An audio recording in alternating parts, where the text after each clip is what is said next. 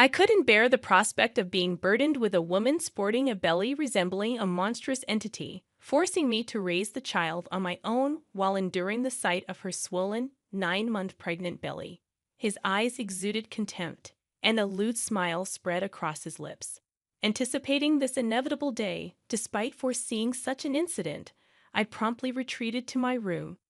Returning with a document in hand, I bluntly presented the prepared divorce papers before Anton. He contorted his face in disbelief, exclaiming, "What the hell? What's this all of a sudden?" "Well, it was your idea. Now sign it quickly. I'll submit it tomorrow," I challenged him. His face rapidly turned red as my provocative words stung him. "Watch closely. I'll make you regret how you've treated and looked down on me all this time," I declared. "My name is Helen. I'm a 26-year-old housewife. Until 2 years ago, I worked for a mobile company. I met Anton Cade, my boss at the workplace, when I was 24. It didn't take us long to fall in love and get married. Anton, 3 years my senior, was very dependable, especially when teaching me the ropes at work. As a newcomer to the department who didn't know her way around, I couldn't express how grateful I was for Anton's precise instructions. As he taught me about work, we became friends and frequently went out to dinner together.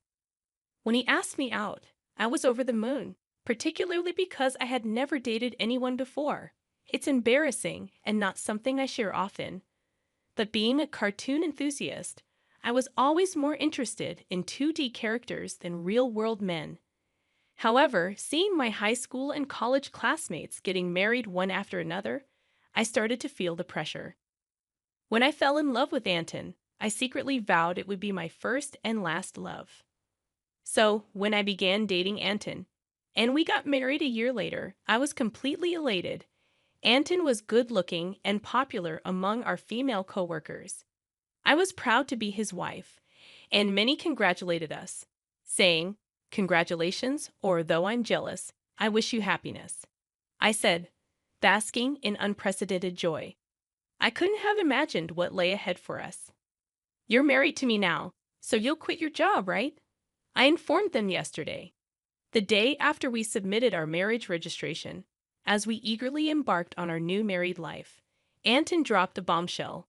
"Obviously, I've always wanted my wife to focus solely on household matters. Don't worry, I can support both of us with my income," he stated. "But this is so sudden. You never mentioned this before," I replied. Anton had never brought up the idea of me quitting my job before our marriage. I had taken my current job based on my father's recommendation, and leaving without notice wouldn't be right. I wanted to explain this, but Anton's eyes silently pressured me, warning against pursuing the topic. Instinctively, I closed my mouth. Unable to resist any longer, I admitted, "I should have told you, but it's done. Starting tomorrow, you don't need to go to work. I'll handle the handover," Anton declared. The news about starting tomorrow was so abrupt that it left me feeling dizzy. However, Anton's words were resolute. As he had been my superior at work, I couldn't oppose him. Even though I had to leave my job without a proper farewell, I was determined to make our marriage work. Anton had entrusted me with household responsibilities, and I wanted to meet his expectations. With utmost dedication, I worked hard at household chores, preparing meals focusing on Anton's favorites. Although Anton ate without specific comments on the taste, I longed for a word of appreciation, especially after quitting my job and no longer being recognized by anyone. "Is my jacket clean? I have an important meeting tomorrow," I asked Anton one day. "Yes, of course," he replied, showing a domineering side with some old-fashioned views. Reminding myself of how fortunate I was to have married him, I took the initiative to meet his expectations. With no personal income, living normally meant relying on Anton. While our relationship often felt more like that of an employer and housemaid than a husband and wife, our marital life was generally smooth. However, one day, I fell ill and couldn't get out of bed. Feeling lethargic, I thought I would catch up on housework the next day. Anton entered the bedroom and angrily asked, "What are you doing?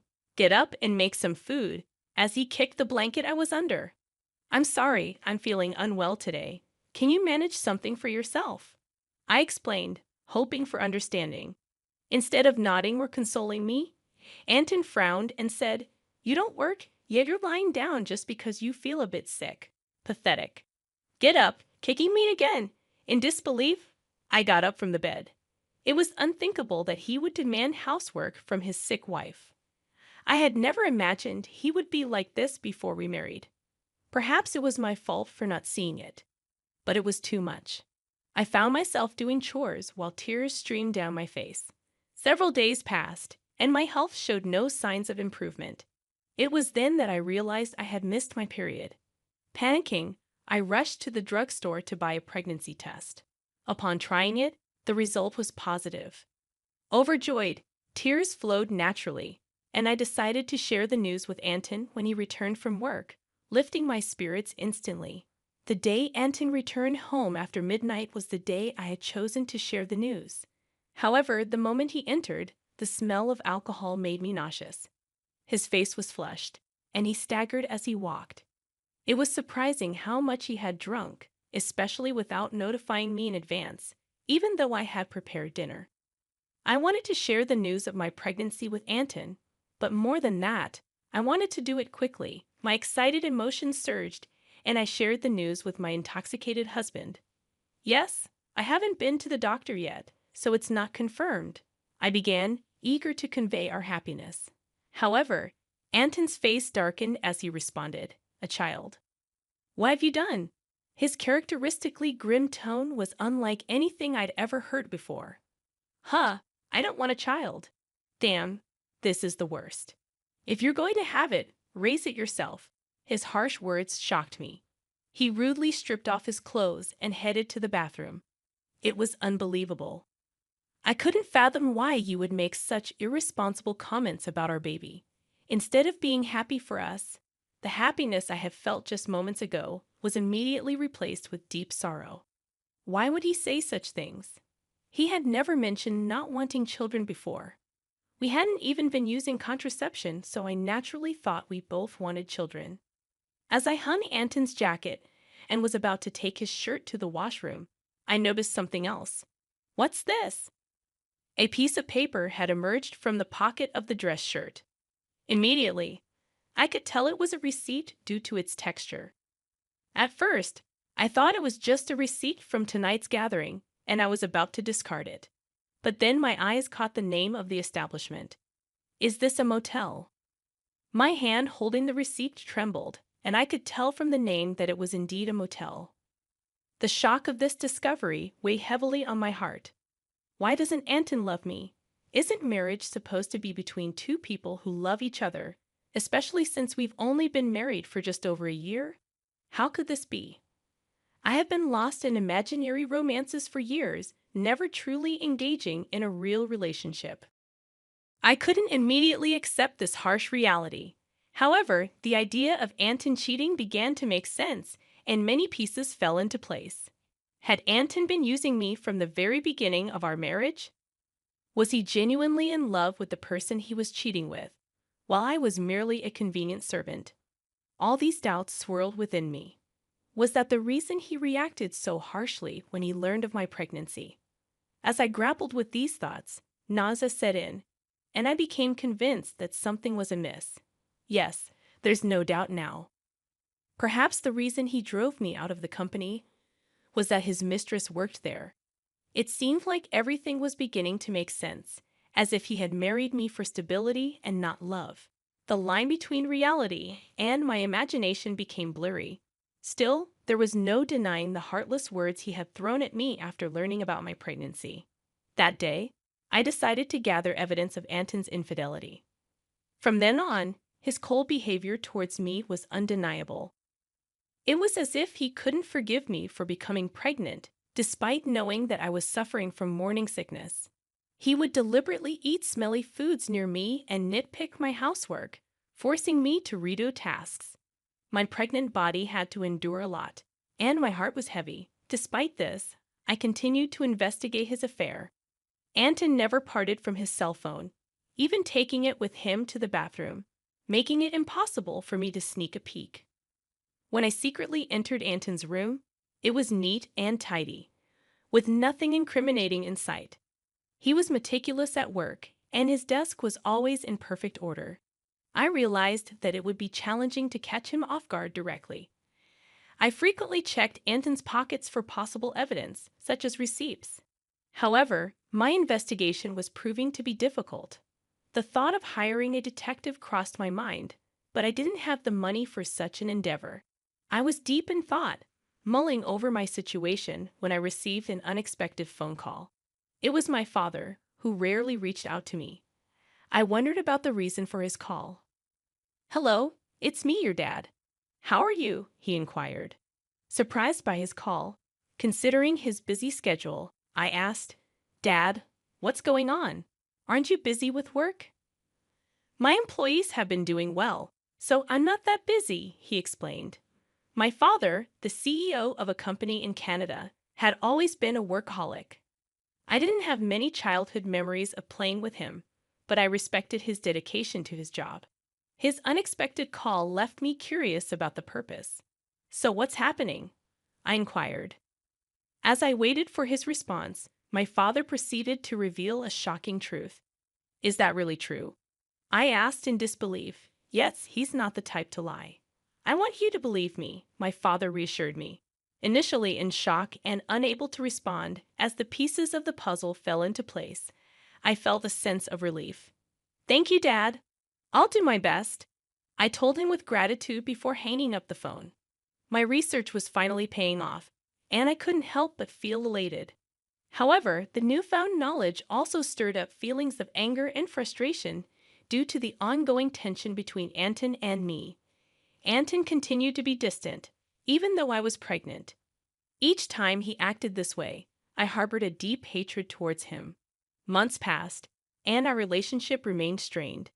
Eventually, an event occurred that shattered our life at 9 months pregnant. I was always cautious around Anton, living in a state of constant apprehension. I tried to avoid crossing paths with him, leading a quiet and stifled life.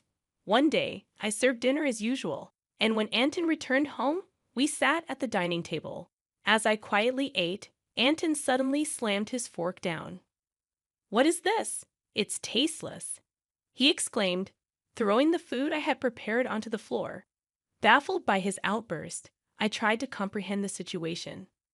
The anger at having the meal I had cooked discarded before me began to well up inside. "I've been contemplating this for some time, but recently you've been complaining about the taste of the meals I prepare." Anton criticized my cooking, stating it was tasteless.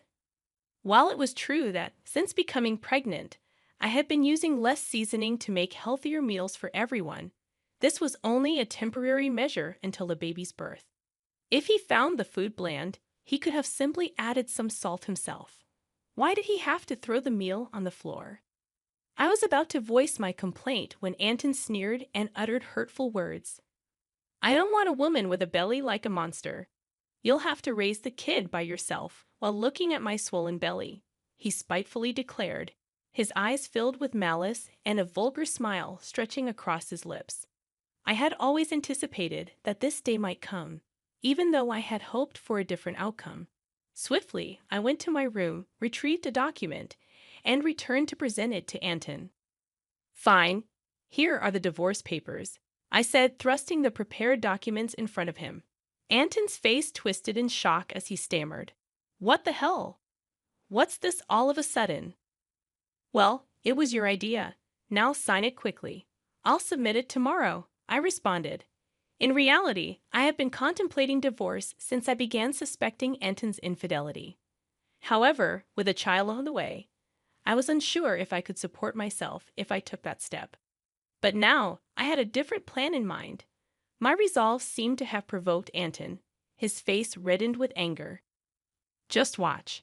I will make you regret every moment you looked down upon me and controlled me. Do you think you can survive without me? You have a baby to care for, and you'll regret it," I warned, my determination unshaken. "I'll be fine. Don't worry about me," I assured Anton. Perhaps irritated by my determination, he snatched the divorce papers and began to fill in the blanks. "Here you go. If this is what you wanted, it's yours, he said. Thank you, I responded. Probably. Anton didn't think I would actually submit the divorce papers, as he handed them over without a fuss. The following day, I promptly submitted the divorce papers and left the house. I knew he would be surprised when he returned from work to find out. After that, I moved to my parents' home, primarily due to my father's return to the U.S. from Canada and his suggestion that I stay with them. It was the right decision at the time, as I was fed up with my life with Anton, and I was deeply thankful to my father. I received 3 calls from Anton Cade on the day I left our home, but I ignored all of them. Eventually, he stopped calling.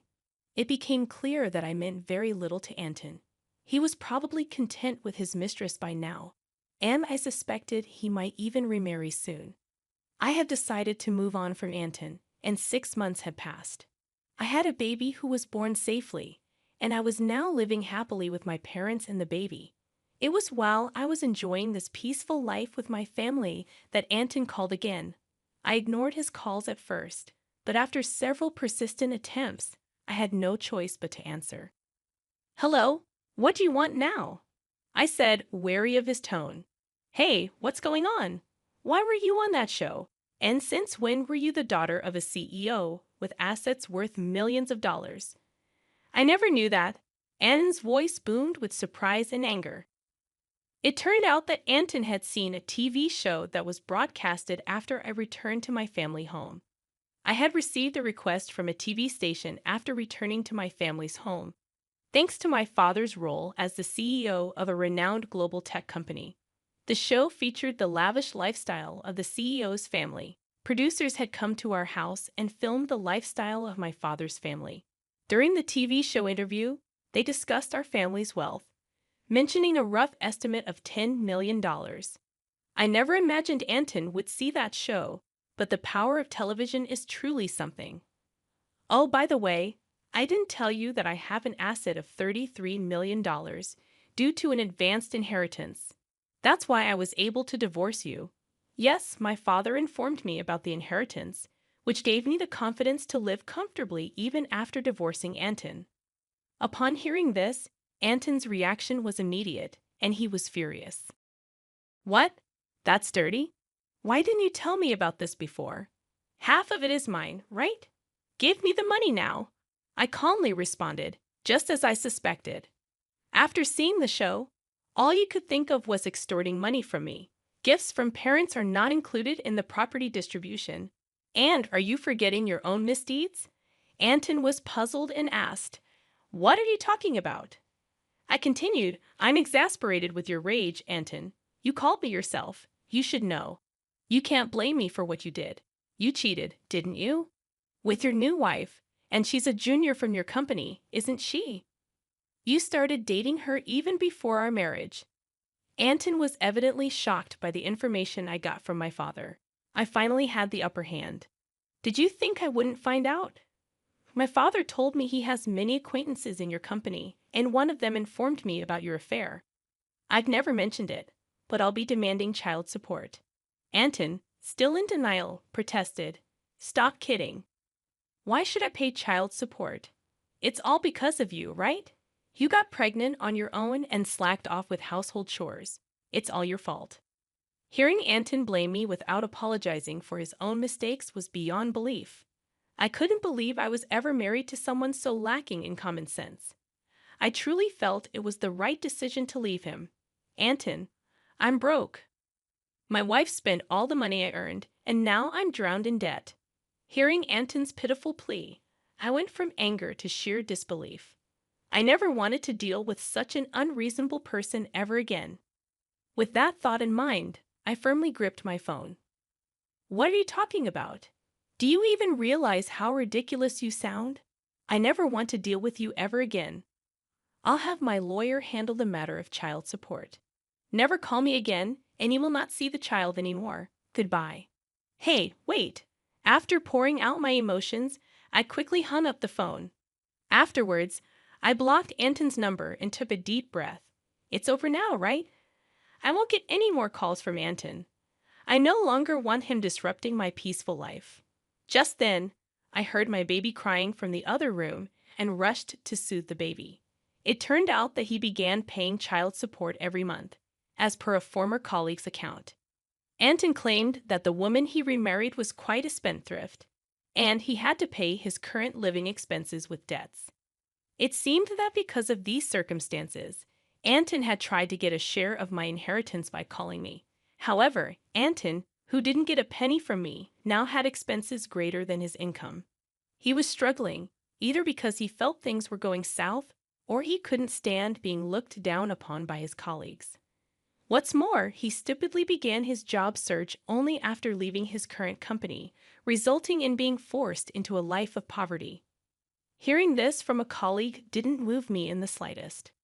I thought he deserved all the hardships, the harsh words, and cold demeanor he showed me will never fade from my memory. I sincerely hope he gets what he deserves. On the other hand, I'm enjoying parenting with my parents. I think I'll lead a comfortable life without financial worries. But since my father mentioned passing on the company to me, I'm all geared up to work. After all, I am my hardworking father's daughter.